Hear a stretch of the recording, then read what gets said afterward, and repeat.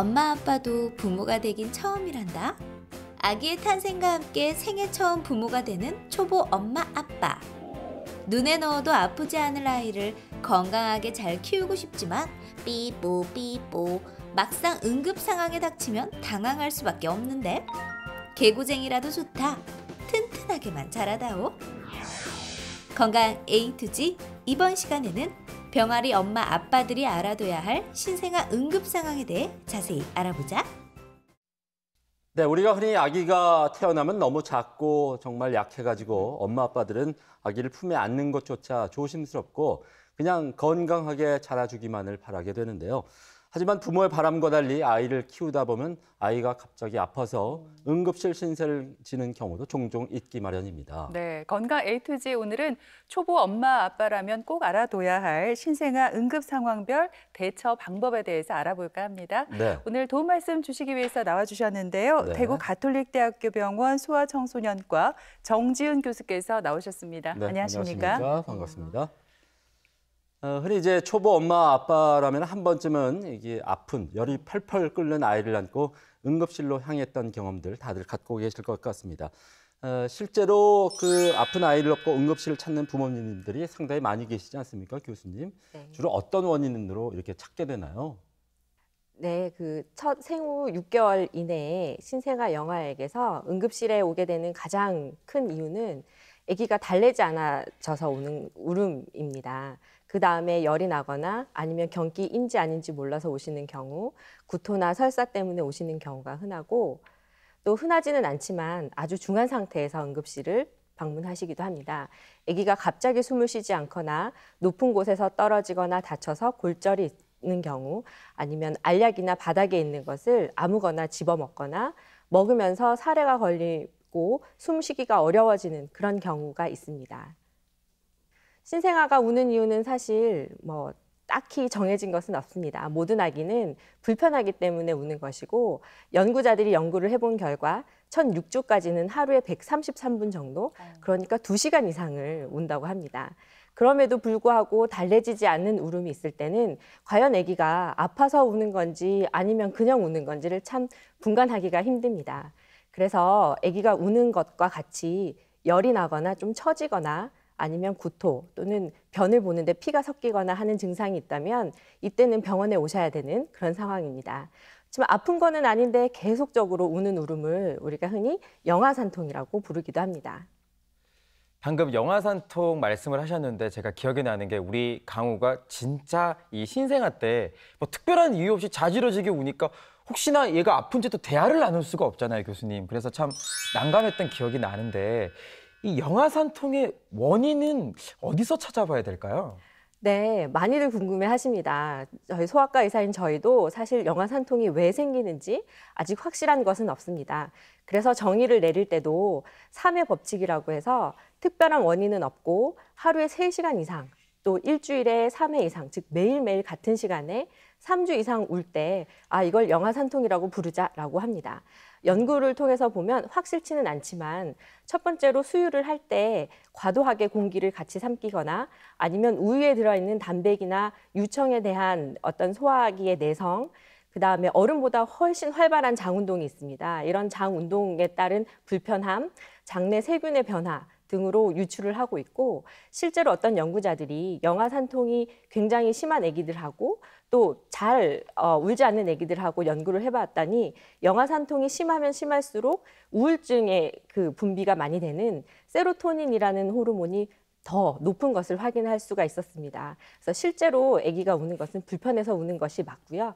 아기를 돌보시는 분들이 담배 연기를 내뿜거나 간접 흡연에 노출되어 있을 경우에는 산통이 더 심해진다고 되어 있습니다. 그리고 영아산통은 잘 지내다가도 갑작스럽고 힘차게 큰 소리로 웁니다. 그래서 아무리 달래라 해도 잘 달래지지가 않고 영아산통이 있는 아기들의 특징은 얼굴이 벌게지면서 주먹을 불끈 쥐고 다리를 쭉 뻗거나 배는 단단해지면서 허리가 뒤로 이렇게 휘어질 정도로 그렇게 웁니다. 그래서 흔히 어른들이 넘어갈 듯 운다 이렇게 얘기를 하시고 방귀를 뿡 끼거나 아니면 배변을 하고 나서 갑자기 언제 울었냐는 듯이 그치기도 합니다. 영아산통이 진짜 맞는지 아니면 아파서 우는 건지 구분하실 때는 먼저 수유를 적정량 아기가 먹을 만큼을 하였는지 확인을 해보시고 실수로 물을 너무 적게 넣고 분유를 타거나 아니면 많이 넣고 탔는지 확인을 해보시는 것이 좋겠습니다.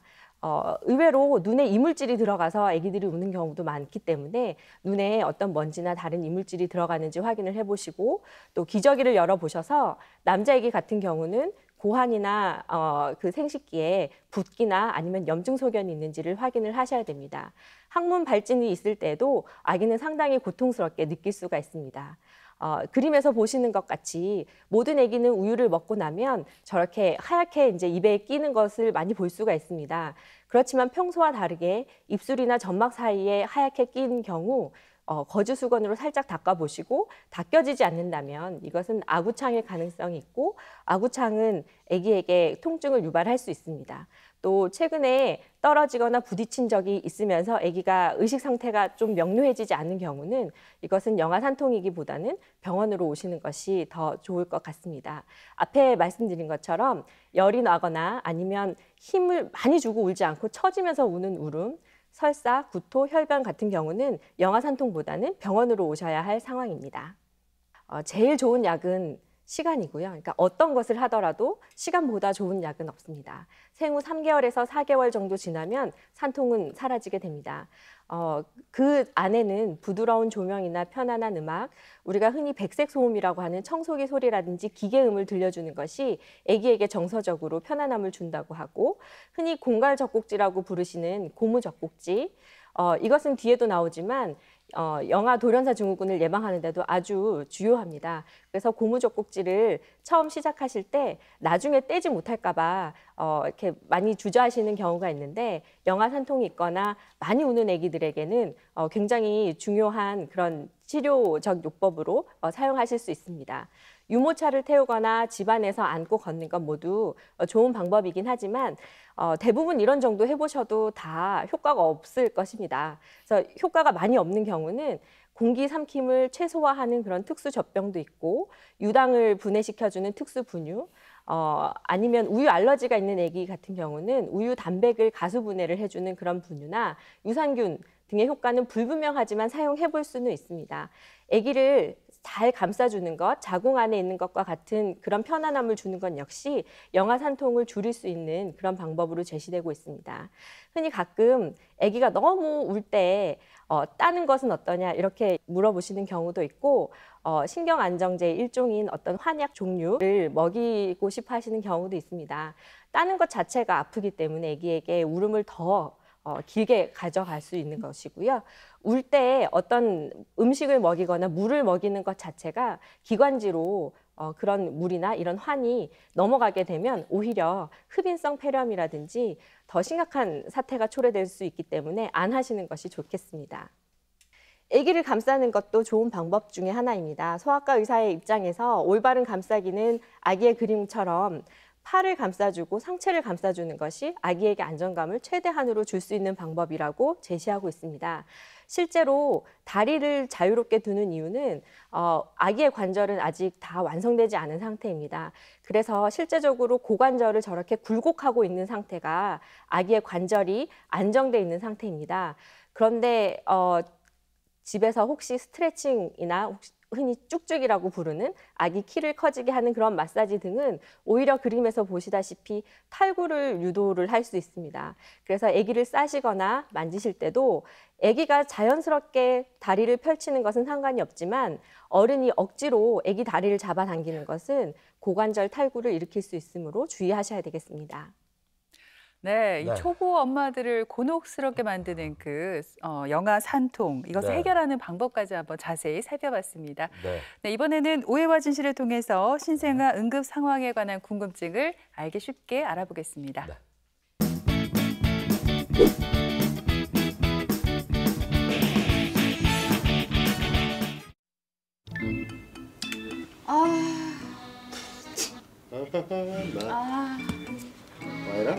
심심해.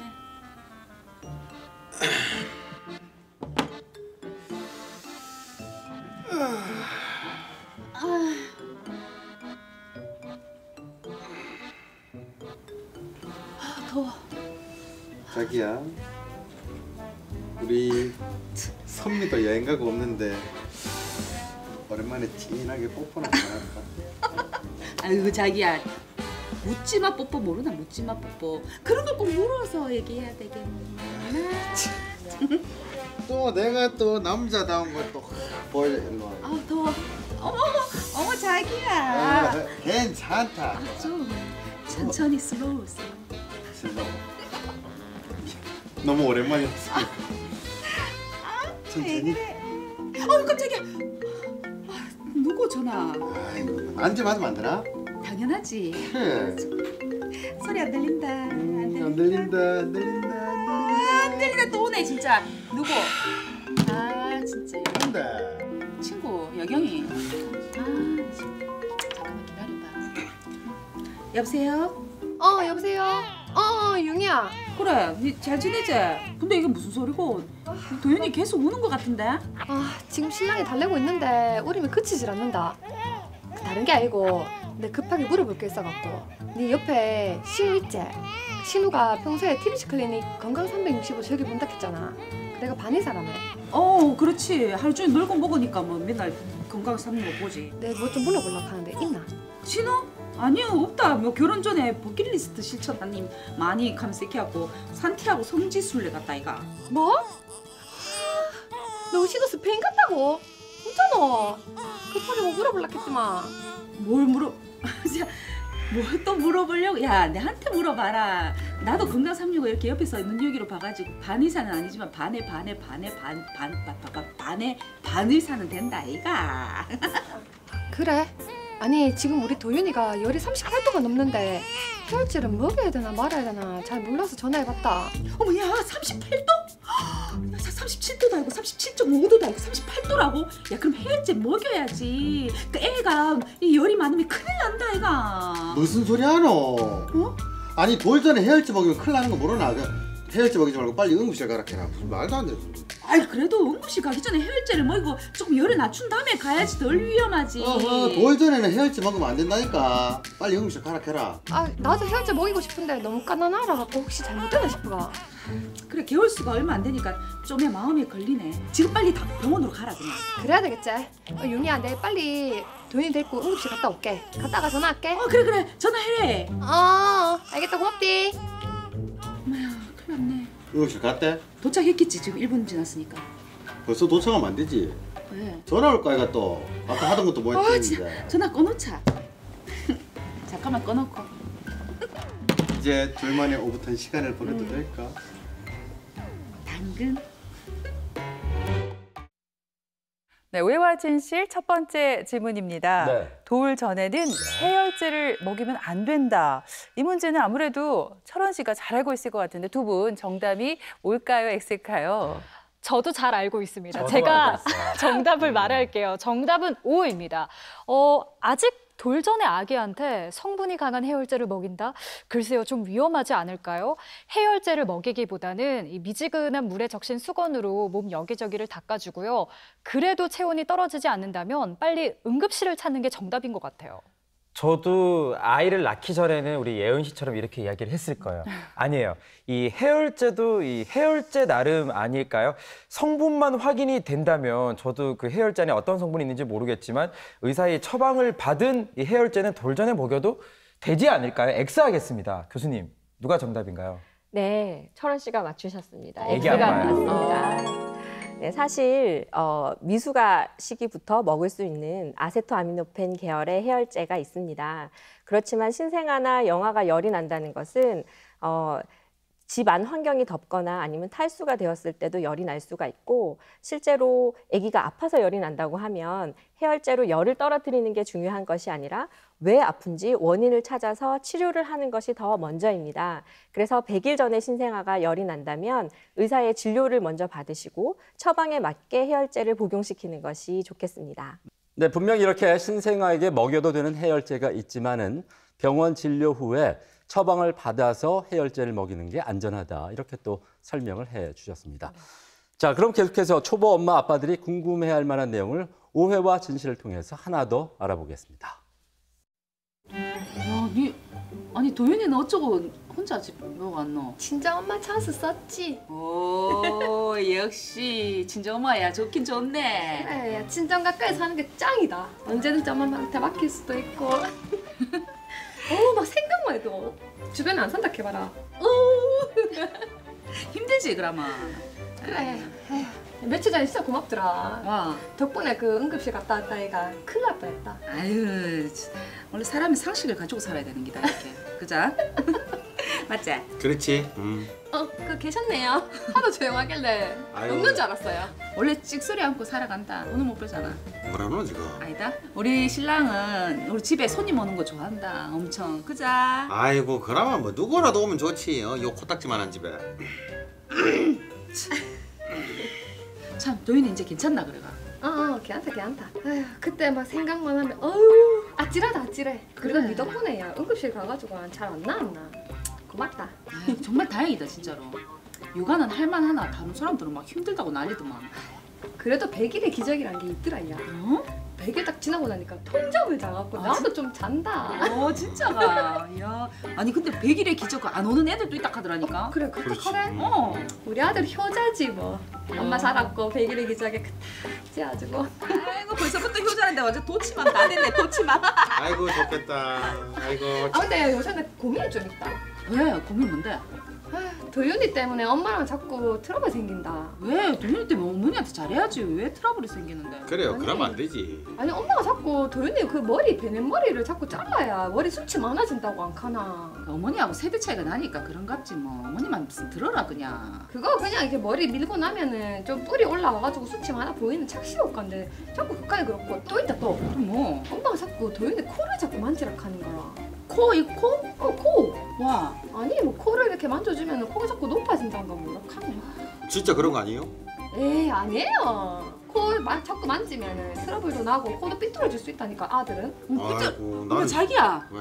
자기 엄마 코 많이 만졌는가 보다. 아니다. 내 원래 코 이쁘다. 삐뚤어졌다 자기. 그거 싸우고 한다 어릴 때. 그리고 또 있다 또 뭐? 엄마가 분유를 보리차에 태워 먹이는 거라. 야 그건 정말 잘하는 거네. 야, 그냥 아무것도 없는 생수보다는 보리차에 분유 타면 영양가가 더 높고 좋지. 예, 그런 거 아니에요? 나도 그런 줄 알았는데. 그래. 아니더라. 내 검색을 많이 해봤거든. 요새 핸드폰을 계속 달고 사는데 보리차나 녹차 이런 거는 애들이 장이 약해갖고 먹으면은 안 좋다 하더라고. 아 그런가? 나는 보리차가 영양가도 높고 더 좋을 줄 알았는데. 나도 그런 줄 알았다니까요. 그래도 어머님 실망하신다. 그냥 보리차 먹여라. 아한테 안 좋다 하는데 또 왜 그러나 그러니까 내가 또 검색을 해보면 그래도 연세도 많으신데 네가 어머니한테 잘해드려야지. 그거 가지고 자꾸 트러블 생기면 안 되지. 그렇지. 좀 잘해드려요. 네가 콧바람 못 쐰대 지금처럼. 그래야지. 갑자기 엄마랑 우리 도희 보고 싶네. 네, 오해와 진실 오늘 두 번째 문제는 분유는 녹차나 보리차에 타줘도 된다입니다. 김철원 씨, 장예은 씨, 네. 보리차, 녹차의 분유를 타줘도 될까요? 과연 어떻습니까? 이번에도 제가 먼저 말해도 될까요? 네, 정답 맞는 말이에요. O 하겠습니다. 왜냐하면 제가 사실 결혼을 아직 안 해서 잘은 모르겠지만요. 정수물보다는 보리차나 녹차가 영양가가 더 높잖아요. 그러니까 보리차에 아기의 분유를 이렇게 태워서 주면 영양가도 있고 좋지 않을까요? 예은 씨 일단은 이렇게 화면 보고 전국에 있는 아기들한테 사과하세요. 죄송합니다. 대국민 사과.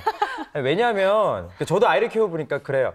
녹차나 보리차 뭔가 좋은 성분이 들어있으니까 아이에게 좋다고 생각을 하겠지만 아니에요. 아이들은 장 기능이 굉장히 약하잖아요. 네. 그래서 자칫하면 뭐 설사가 날 수도 있고 또 자칫하면 또 큰일 날 수가 있기 때문에 그냥 제가 볼 때는 끓는 물에 분유를 타서 먹이는 게 최고일 것 같아요. 교수님. 네. 누가 정답인가요? 확실히 철원 씨가 정답을 말씀하셨습니다. 1점 아빠네요. 네.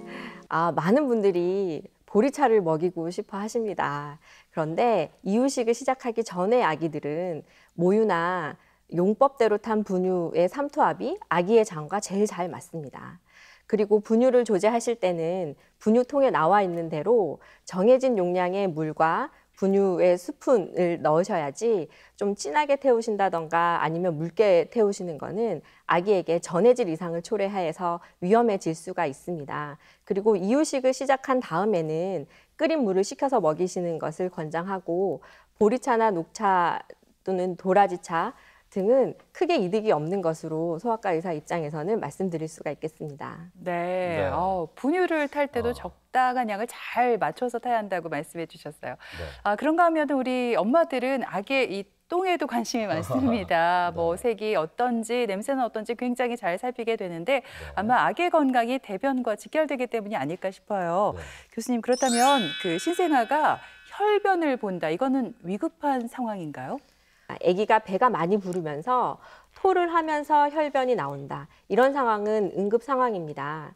장회전 이상이나 장중첩 또는 세균성 장염일 경우에 구토와 혈변을 같이 동시에 보이게 됩니다. 이런 경우는 주사 치료 또는 필요하다면 수술 치료를 해야 될 경우가 있습니다. 평소에도 배변 시에 통증이 있고 변비가 있는 아기가 혈변을 본다고 하면 이때는 항문외과를 방문하셔서 항문 열상이나 직장에 찢어진 부분이 있는지를 확인을 하시고, 치료로는 분유를 먹는 아기의 경우는 변비용 특수 분유 아니면 변비약을 먹이는 것도 신생아 영아에게서 그리 나쁜 일은 아닙니다. 그리고 찢어진 부위는 바셀린을 바르거나 좌욕을 하는 것이 도움이 될 수가 있고, 증상이 오래 지속될 것은 거대 결장증에 대한 검사가 필요한 경우입니다. 그리고 혈변을 보는 아기가 군데군데 이유 없이 멍이 들거나 아니면 볼펜으로 찍은 듯한 그런 반점이 있다면 혈액응고 장애에 대한 검사를 해야 되고 혈우병에 대한 검사를 시행을 하는 것이 맞습니다. 만약에 건강해 보이는 아기에게서 혈변이 나올 경우에는 엄마에게 유두 손상이 있는지 확인을 해보고, 이게 정말 엄마 피인지 아니면 아기 장기에서 나오는 것인지 확인해보는 ap트 테스트라고 하는 검사가 있습니다. 그래서 엄마 혈액이 확인된다면 계속 수유를 하셔도 되겠습니다. 만약에 실 같은 가느다란 혈변이 기저귀에 섞여 나온다면 이때는 우유 알러지 가능성이 있겠고, 우유 알러지가 심할 때는 혈변뿐만이 아니라 수유시마다 청색증이 있거나 숨을 안 쉰다거나 아주 심한 경우에는 쇼크가 오는 경우도 있습니다. 그래서 이런 경우에는 우유 단백을 다 가수분해를 해놓은 HA라고 하는 특수분유, 아니면 아예 유단백 대신 다른 단백질을 대치한 그런 특수분유를 먹이실 수가 있겠습니다.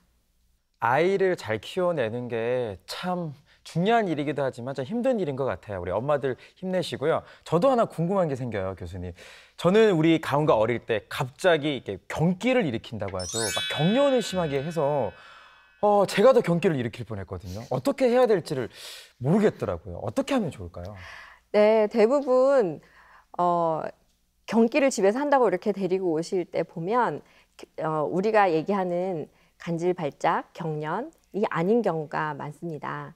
움찔움찔 하거나 놀래는 것, 발이나 손을 부르르 떠는 것, 이것이 모두 다 문제가 있는 경련은 아닙니다. 이것은 생리적으로 근육 간대 경련이라고 부르는데, 특히 잠이 깊은 잠이 들기 직전이나 아니면 아기가 조용히 있다가 우리가 기저귀를 갈아준다고 할 때, 이럴 때 깜짝깜짝 놀라는 것은 이거는 생리적으로 있을 수 있는 일입니다. 실제로 경련이라고 하는 것은 리듬감이 있는 반복적인 움직임이고, 탁탁탁 같은 우리가 그것을 멈추려고 손으로 잡거나 멈추려고 했을 때에도 이 율동이 멈춰지지가 않습니다. 신생아에게 있어서 이런 경련이 온다면 가장 원인이 많은 것은 주산기, 그러니까 출생 전후에 산소가 머리로 잘 안 가서 일 때가 많고, 또 집에서 보다가 이런 경련이 나고 열이 있다면 뇌수막염의 가능성이 있습니다. 또 초기 1, 2주간에는 저칼슘 혈증이라고 칼슘 농도가 조절이 잘 안 되는 이런 경우에도 경련이 있을 수 있습니다. 그래서 실제로 경련이 맞다면 혈액 검사와 전해질 검사, 또 필요하다면 뇌파나 MRI를 찍어봐야 됩니다. 실제로 경련과 열 그리고 구토가 있다면 이때는 응급으로 생각하시고 뇌척수액 검사까지 병원에서 시행하게 됩니다. 그래서 검사가 다 나오기 전에 일단 항생제나 항바이러스제로 치료를 먼저 시작을 하게 되겠습니다.